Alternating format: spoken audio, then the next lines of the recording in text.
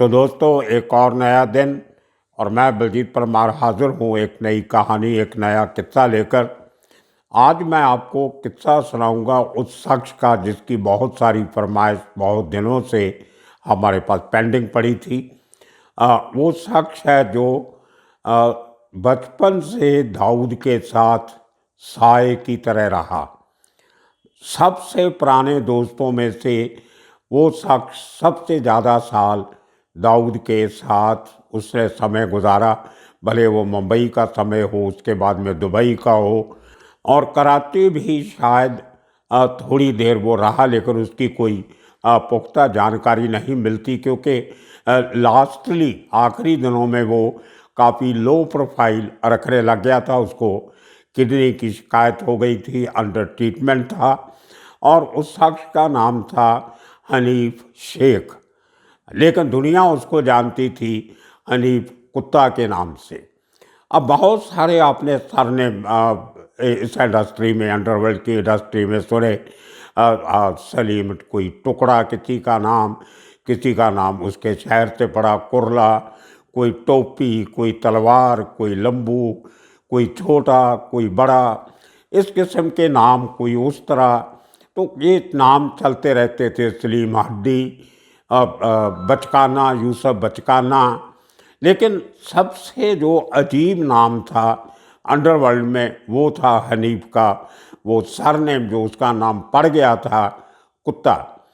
और इसकी दो तीन कहानियाँ इंटरनेट मार्केट में मैंने पहले कहीं पे, जब मैंने ऐसे सरनेम्स के जो एलियासेस होते हैं उनकी बात की थी, उसमें थोड़ा सा जिक्र किया था। कुछ लोग तो ये कहते हैं कि वो बोलता बहुत था, बकबक बहुत करता था और कभी चुप नहीं बैठता था, इसलिए उसका नाम शायद कुत्ता रख दिया गया। लेकिन इससे जो बात मुझे कुछ पुलिस वालों ने बताई और उसके कुछ उन पुराने साथियों ने बताई जो बचपन से डोगरी के उस इलाके में उसको देखा करते थे, उसको जानते थे अच्छी तरह, कहते हैं कि एक बार उसको कुछ लोगों ने घेर लिया था। उसके पास कोई हथियार नहीं था और मार खाते खाते उस आदमी ने अचानक सब लोगों को, जो 3-4 लोग उसको मार रहे थे, उनको इस शख्स ने दांतों से काटना शुरू कर दिया और इतनी बुरी तरह घायल किया उनको दांतों से काट काट के कि उनमें से एक को जे हॉस्पिटल में ट्रीटमेंट भी लेनी पड़ी। जैसे लोग डॉग बाइट की ट्रीटमेंट लेते हैं, यहाँ पे एक मैन बाइट की ट्रीटमेंट उस आदमी को लेनी पड़ी हॉस्पिटल में। खैर, हकीकत कुछ भी हो, नाम जो है वो हकीकत बन गया। बहुत लोगों को उसके बारे में कम पता था क्योंकि वो दाऊद के साए से कभी निकलता ही नहीं था। एक परछाई की तरह दाऊद के आगे पीछे दाएं बाएं वो आदमी ने अपनी आधी से ज़्यादा उम्र निकाल दी। और मैं उसके बहुत सारे किस्से अंडरवर्ल्ड में मशहूर हैं। उस आदमी ने, उसके कारनामे, ज़्यादा सेहत में हेल्दी नहीं था, नॉर्मल आदमी था, 5 foot 6 foot height, 5 foot 6 inch height होगी और कोई ज़्यादा पहलवान तरीका भी नहीं था, लेकिन उसकी दिलेरी बहुत थी, हिम्मत बहुत थी उसमें। एक उसका किस्सा सबसे ज़्यादा, एक मुंबई पुलिस के इंस्पेक्टर हुआ करते थे उस ज़माने में, इसाक बागवान, बाद में एसीपी रिटायर हुए। उन्होंने जो पहला एनकाउंटर जिसको कहा जाता है मानिया सुरवे का, उसमें भी इसाक बागवान थे और उसके बाद उन्होंने काफ़ी साल क्राइम ब्रांच में और कोलाबा पुलिस स्टेशन में काम करते हुए बहुत सारे कुख्यात खूंखार अंडरवर्ल्ड फिगर्स को ठिकाने भी लगाया, बहुत सारी इन्वेस्टिगेशंस की और उनके जो सोर्सेस थे, उनके जो खबरी थे हर फील्ड में फैले हुए, उनसे उनकी कामयाबी का बहुत बड़ा राज छुपा हुआ था। तो अपने खबरियों की फौज से वो ऐसे काम कर लेते थे जो पुलिस के और क्राइम ब्रांच के आपस के तंत्र मंत्र से नहीं हो सकते थे। वो जब वो ज़माना था जब सब लोग क्राइम ब्रांच के प्रेस रूम में बैठा करते थे, कुछ यंग रिपोर्टर्स और कुछ हमारे जैसे सीनियर, तो हम कभी ना कभी किसी न किसी इंस्पेक्टर को चाय पिलाने या पीने के बहाने प्रेस रूम में बुला लिया करते थे। या हम उनके जो साथ में प्रेस रूम जो है क्राइम ब्रांच की एक ही बिल्डिंग में था, उनके पास जाके बैठ जाना और उससे बातों बातों में किस्से कहानियाँ सुनने। तो एक किस्सा वो अक्सर सुनाया करते थे हनीफ कुत्ता की डेयरिंग का।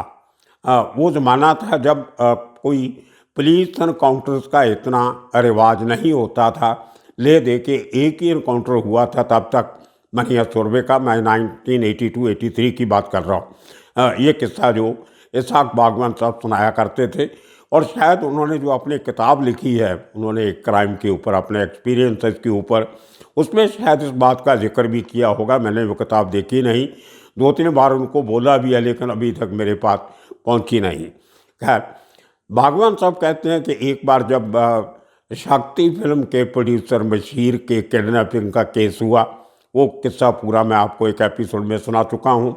तो जब उस केस में आमिर ज़ादा को अरेस्ट करके हम लोगों ने उसको जो रखा हुआ था सांता क्रूज लॉकअप में, वहाँ से उसको दूसरे दिन जब अरेस्ट के बाद उसको सेशन कोर्ट में पेशी के लिए लेके जा रहे थे, तो रास्ते में उनको शक हुआ मीरज़ादा को कि उसका पीछा किया जा रहा है। तो पीछा करने वाली गाड़ी को रोका गया, तो उसमें अंजुम पहलवान था। तो बागवान साहब का कहना था कि अमीरज़ादा ने अंजुम पहलवान को बहुत गालियाँ निकाली, तू मैं हुई, लेकिन क्योंकि हम साथ में थे, पुलिस एस्कॉर्ट साथ में था, तो मारा मारी तक नौबत नहीं आई। तो खैर हम अमीरज़ादा को लेके सेशन कोर्ट पहुंच गए। ये बागवान साहब का कहना था। उसी दिन, जैसे कहते हैं कि मौका मेल, कोइंसिडेंस, सेम डे उसी कोर्ट के एक दूसरे फ्लोर पे दाऊद इब्राहिम की पेशी थी। दाऊद इब्राहिम के ऊपर एक कस्टम का केस था, सिंगापुर से कुछ गोल्ड वोल्ड स्मगलिंग का मंगवाया गया था। उस केस में उसको उसी कोर्ट में पेश किया जाना था। उस केस में पहले ज़मानत हो चुकी थी शायद दाऊद की, यहाँ उसने ज़मानत की एप्लीकेशन थी। तो जैसे कि आमतौर पे होता है, जब एक किसी गैंग के बड़े सरगना की कोर्ट में पेशी होती है, तो कुछ घंटे पहले उनके जो अलंबरदार होते हैं, उनके खबरी होते हैं, वो एक कोर्ट प्रोमाइसेस की रैकी करते हैं कि कहीं उनके दुश्मन कहीं सेंध लगा के तो नहीं बैठे हमारे आदमी के ऊपर अटैक करने के लिए। तो पठान गैंग को पता था कि आज अमीरज़ादा कोर्ट में लाया जाएगा, जहां उसके रिमांड की एप्लीकेशन सुनी जानी थी। तो उन्होंने जब उनके खबरी गए सेशन कोर्ट में, वहाँ से उनको मालूम पड़ा कि उसी दिन दाऊद इब्राहिम की फर्स्ट फ्लोर पे पेशी थी।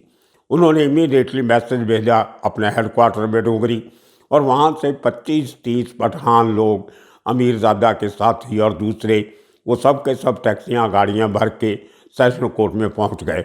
उनमें जो लीड कर रहा था उनको, उनमें अमीरज़ादा का बाप नवाब खान, और जो एक शख्स हुआ करता था करीम लाला का, जो पूरा मैनेजर सब काम देखता था, जिसका नाम था माधव भाई खबरी।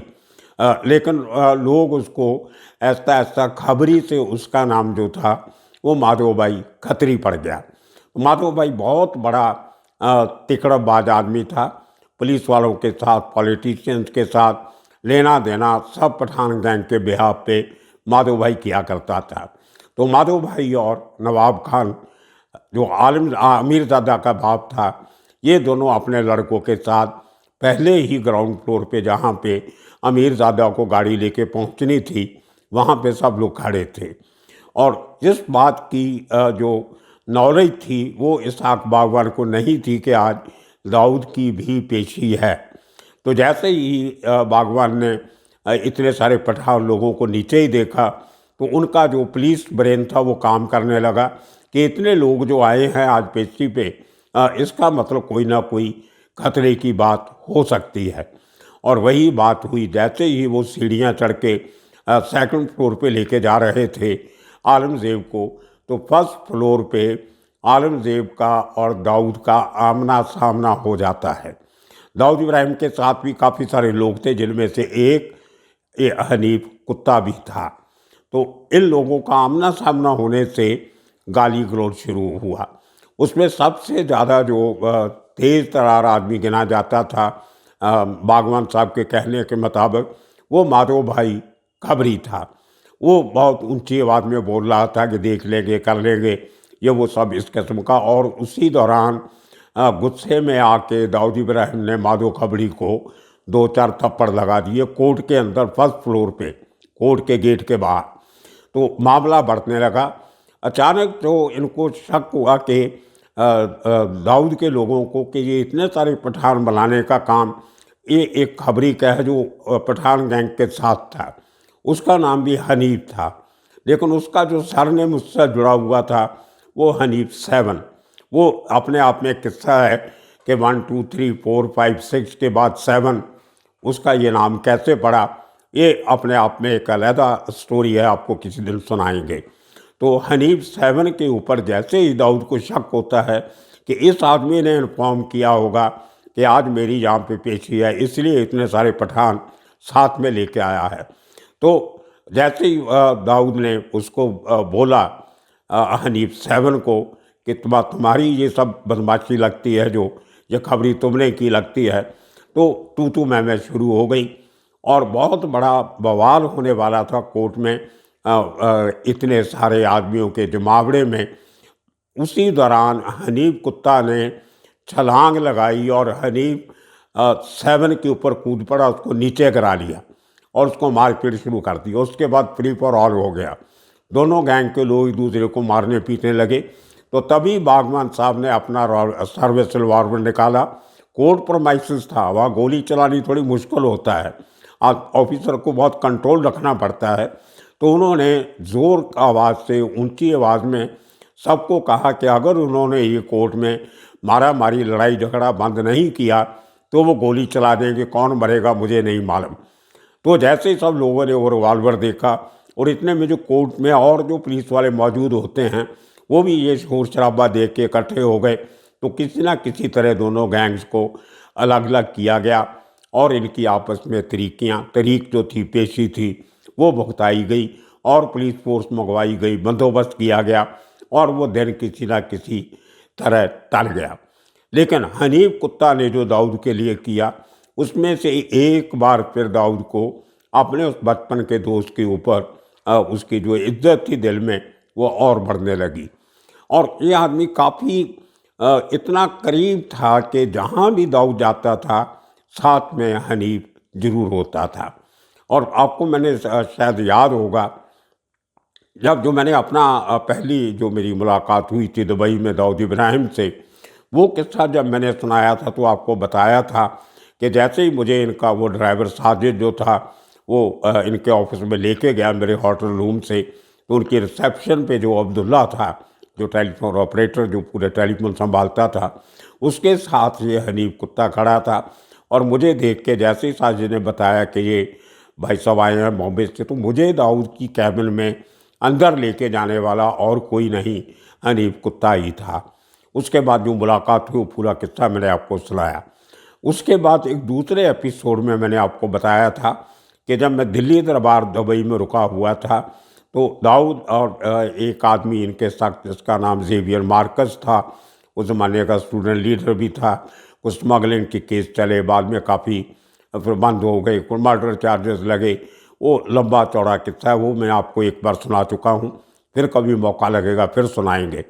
तो जेवियर और दाऊद इब्राहिम जब मेरे उस होटल के कमरे में आए, इनके आने के पहले जो इनके आने की खबर जो देने शख्स मेरे कमरे में पहले आया था वो भी हनीफ कुत्ता ही था। उसने मुझे बताया कि आपके साथ कोई और तो नहीं है, आप फ्री हो। तो जब मैंने पूछा वो क्या बात है, तो उसने कहा कि दाऊद मिलने आए हैं, आपको साथ में एक आदमी है। तो ये इतना करीबी था कि हर शख्स कोई भी हो, दाऊद से इसकी कोई भी बात दाऊद की छुपी नहीं रहती थी। उसी तरह मैंने आपको बताया कि जब कभी मैं ऑफिस में जाता था पर्ल सेंटर दुबई में, तो हमेशा मेरी मुलाकात और किसी से हो ना हो लेकिन हनीफ कुत्ता से ज़रूर हो जाती थी। उसी तरह जब एक बार मैंने आपको किस्सा सुनाया था बर्मिंघम में, जो एक बच्चे की बर्थडे पार्टी में एक जो पार्टी हुई थी बर्थडे सेलिब्रेशन के मौके पे, उसमें भी दाऊद परिवार के साथ हनीफ कुत्ता वॉज द ओनली आउटसाइडर। बाकी सब उनके परिवार के लोग थे, रिश्तेदार थे। जो कुछ लोग ऐसे थे जो बाद में रिश्तेदार हो गए, जैसे पाकिस्तानी क्रिकेटर जावेद मियांदाद, उनकी बीवी और उनके बच्चे, वो भी उस पार्टी में शामिल थे। और ये सब लोग इकट्ठे लंदन से एक गाड़ी लेके साथ में आए थे बड़ी। खैर, तो ये थी करीबियाँ हनीफ कुत्ता की दाऊद के साथ। अब देखिए कि इसके आगे की कहानियाँ कैसे तुरती हैं, कैसे चलती हैं। आपने सुनील सावंत और सौतिया का किस्सा सुना, कैसे वो शख्स दूसरी अपनी पहली बीवी को छोड़ के जब भागा हुआ था तो कानपुर में जब छिपा हुआ था वहाँ पे उसका एक मुस्लिम लड़की के साथ प्यार हो जाता है और वो शादी के लिए इसलिए मानती है कि अगर सुनील सावंत मुस्लिम धर्म अख्तियार करेगा, और वो मुस्लिम बन के उससे शादी करके उसको दुबई ले जाता है। वो लड़की जिसका नाम रेशमा था वो कोई और नहीं थी, वो सलीम कुत्ता की ही बहन थी। आप देखिए, जब सलीम कुत्ता को इस बात की मालूम पड़ी कि सुनील सावंत कानपुर में छुपा हुआ है और वहाँ पे एक लड़की से इश्क फरमा रहा है, इसने इंक्वायरी की तो पता चला कि वो लड़की इसकी बहन ही है। तो इसने सावंत को मना किया कि मैं ये रिश्ता कभी कबूल नहीं करूँगा और तुम मेरी बहन से दूर रहो। लेकिन बीच लोगों ने पढ़ पढ़ा के जब ये मालूम पड़ा कि वो शख्स इस्लाम धर्म कबूल करने को तैयार है, तो हनीफ ने इस बात की परमिशन दी कि वो उसकी बहन के साथ शादी कर सकता है। और दुबई जाने के बाद वही सुनील सावंत, जो एक समय छोटा राजन का सबसे बड़ा शार्प शूटर हुआ करता था, जिसके नाम के साथ किलर मशीन जुड़ा हुआ था। किलर मशीन का शब्द पहली बार सुनील सौतिया के साथ जुड़ा था और वो शख्स दुबई गया। छोटा राजन के साथ डिफरेंसेस हुए तो सुनील सौतिया और सुनील सावंत को दाऊद के करीब लाने का सबसे बड़ा काम किसी और ने नहीं, इसी हनीफ कुत्ता ने किया था। और उसके बाद चलते चलते उसके बाद में सुनील सावंत की छोटा राजन दुबई में ही मर्डर करवाता है, वो किस्सा भी आपने सुना। उसके बाद 94 के बाद जब गैंग अलग होते हैं, दाऊद कराची शिफ्ट कर जाता है, तो किसी न किसी कारण से वजह से हनीफ कुत्ता दुबई में रह जाता है। और उसके बाद सालों बाद ये मुंबई में भी आना जाना रहता है, क्योंकि इसकी इन्वॉल्वमेंट किसी भी बड़े केस में नहीं थे। उसकी शादी हुई थी, बच्चे थे, वो मुंबई में रहते थे। 2000 में उसकी डेथ होती है। किडनी प्रॉब्लम से कहते हैं कि हनीफ कुत्ता की डेथ हो गई। उसके मरने के बाद कहीं इसके जो बेटे थे, का नाम से इमरान कालिया है, दूसरे का नाम नबील है, वो लोग छोटे मोटे बिल्डिंग कंट्रैक्टर किस्म का काम करने लगे। बहुत से वो लोग जो दाऊद के साथ थे एक ज़माने में, उनको वो भिंडी बाजार एरिया, डोगरी, नागपाड़ा, वहाँ पे उनको काम धंधा करवा के सेट करवाने की कोशिश की गई थी। उनमें से ये हनीफ कुत्ता के दो बेटे भी शामिल थे, इमरान और नबील।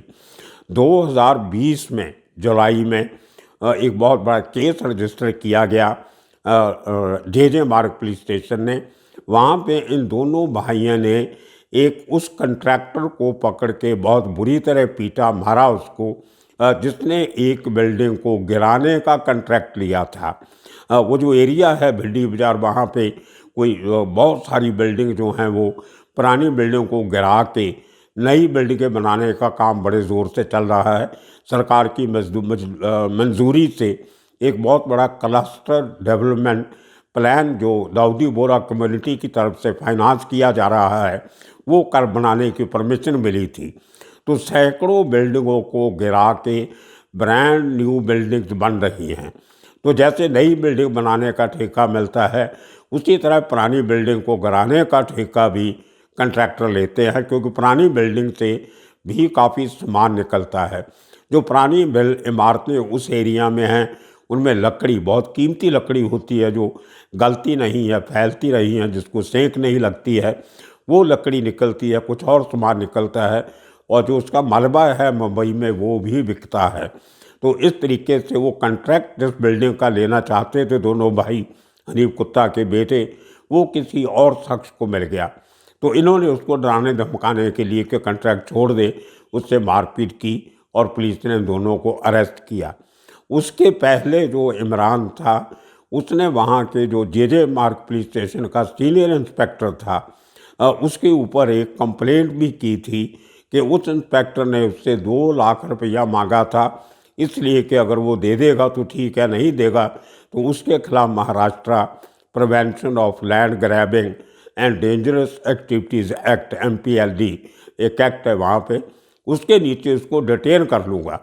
तो वो धमकी देने के और उसको अरेस्ट करने के चक्कर में उस इंस्पेक्टर ने 2 लाख रुपये मांग लिए। तो इस आदमी ने वो सारी कंप्लेंट करके उस इंस्पेक्टर की बदली करवा दी थी। और अनीप कुत्ता के बेटे ने एक सीनियर इंस्पेक्टर की रिश्वत का इल्ज़ाम लगवा के बदली करवाई और चर्चा में रहा। और आज के दिन में वो दोनों बेटे उसके मुंबई में उसी एरिया में कंस्ट्रक्शन का ठेकेदारी का काम कर रहे हैं। तो ये किस्सा था हनीफ कुत्ता का। आने वाले दिनों में और किस्से कहानियाँ लेके फिर आपके सामने हाजिर होंगे। तब तक के लिए आप सबका शुक्रिया, धन्यवाद।